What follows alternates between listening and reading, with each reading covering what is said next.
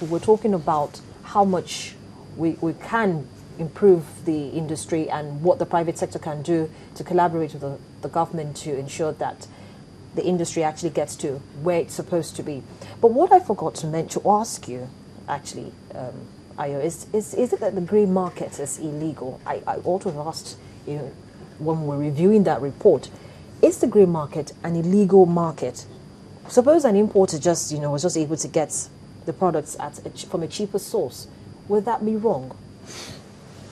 Well, the grey market importation is illegal in the sense that you're bringing in products through unauthorized channels. You're not actually authorized to bring in those vehicles. And you're bringing in vehicles that do not meet specifications necessarily for this country. So, in other words, you're causing moral hazards. You're bringing in vehicles that are costing people more money than they need to spend. For instance, if those vehicles break down, you have to think about the downtime and the cost of, and the loss of productivity that you would have, in the sense that these cars actually do not meet specifications. You may not be able to find spare parts, for these vehicles. I was just going to ask, yes, because you see, if we have vehicles like that which are not up to certifiable standards coming into the country, do we also have issues as regards getting parts for such cars? Yeah, I think if you want me to. Yes. The role of authorized dealership is that when you get to own a franchise, you go through a rigorous interview, negotiation, and you're authorized. You have to put investments down in terms of infrastructure, people, and processes. And when you have that in place, you are granted an authorized dealership to bring in particular vehicles. So when you have that certification, you can bring those vehicles. You are as an authorized dealer, you are tied to ensure that you must provide spare parts for those vehicles while they are in your market. But when vehicles come into your market, they are not authorized. You will not be able to support them, because from warranty point of view, when the vehicle breaks down, the vehicle might be meant for another region altogether. For example, the vehicle was supposed to go to Brazil and is in Nigeria. They've manufactured that vehicle with some conditions, some framework in mind that vehicle will go to Brazil. Some issues will have been done about the environment there, and it's not meant for our market. And so when the vehicle comes to this market, that vehicle cannot be supported. So you've lost your warranty. Imagine investing 8 million naira in an SUV, and you buy it from somebody who is not an authorized dealer, a grey market, for example, and you have just an issue. You cannot even program the vehicle. You cannot do some very few little things on the vehicle, and the vehicle, you are just having that downtime of that vehicle. So invariably, we can't get parts for such vehicles. You might not be able to get parts for such vehicle. And sometimes, worst of it is that sometimes some part of the vehicle are retrofitted. Retrofit means when the vehicles are come because the person is not an authorized dealer, he gets into the market, the vehicles are not up to spec, he tries to buy a DVD, try to fit at the back of the vehicle, and DVD is programmed in Chinese language. Try to put some additional accessories, maybe for example the tires, for example, or the wheels of the vehicle, so he put something else. And so when he does such retrofitting activities on those vehicles, the safety is compromised. And so you hear SUV somersault on the road. Some of those things are So who is actually responsible for this grey market phenomenon? Who is encouraging it? I think it's more. It's a very good question. I would probably assume it's a society. We think we want to buy cheap, and without taking into consideration the long-term ownership of the asset, and also I use the first word, free enterprise environment. And so some people have access to funds that are not, in quote, genuine.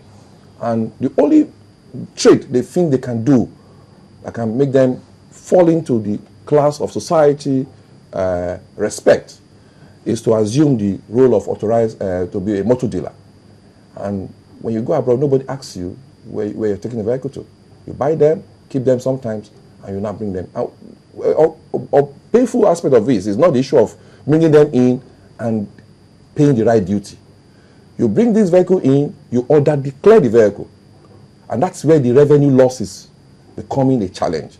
A man buys the vehicle in the US for $45,000. He looks around and gets an invoice of $5,000 to bring in his vehicle. The duty loss from a 20% of $5,000 is different from a duty loss from a $35,000. And so you see, a $35,000 is almost 6 million naira. 35% of that is empirically is less than what you charge for a $5,000 on an invoice. Well, has anything actually been done to check this Yeah, trend? currently the Minister for Finance had instituted some form of collaboration with some ports in the U.S. to prevent some of those things. But you know, our people are still doing some circumvention. I don't know how to put it. They say trying to circumvent the channels and go through other ports. They may do some intermediate import. Somebody will have a roll-on-roll badge, maybe in the Middle East, and he assumes that their vehicle is going to the Middle East. And from there, they jump the vehicle, just like entering a vehicle and stopping from another point and going to another point. So there are quite a number of channels the guys are coming through. So well, definitely the authorities, you just mentioned the Ministry of Finance and some other people have been working together to ensure that this thing is curbed. Have there been any sanctions of has anybody been caught? That's the first thing. And if anybody has been caught, has any sanction been meted out? At one time, the customs were doing what we call the showroom-to-showroom search, which at that time was very, very important. I mean, this was how long ago? It was about a year ago or thereabout. And that would be one of the very easy way to get at grey import. You ask for the invoice of the vehicle, and you can know from that vehicle with chassis number. By putting the chassis number by putting chassis number in the internet, you can get the value, estimated value for that vehicle, and you can now look at what the person has paid. If you can forfeit that, if you can forfeit those goods, that will remain one very strong sanctions on grey importers. So it is very important that the government will have to police and sanction people who have cut corners in the system.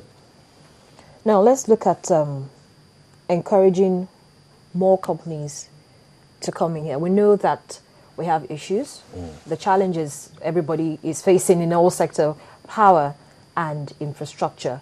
But what else, are the challenges that are facing this industry? Okay, I mentioned earlier on that it's nice for us to have the assembly plants running in our country. You consider a population of over 160 million people, and our aggregate new vehicles not up to 200,000. South Africa, with less than 40,000 million people, are running an annual new vehicle of over about 200,000 to 250. A reverse in our case where we're going to use vehicles. The challenge will be finance, cheap access to fund, and I think the BOI is mandated to collaborate with the National Automotive Council. Before this time, every importer pays 2% on new vehicle, and that goes to what they call National Automotive Council charge, which is pulled together as a pool fund that is warehoused probably by Bank of Industry.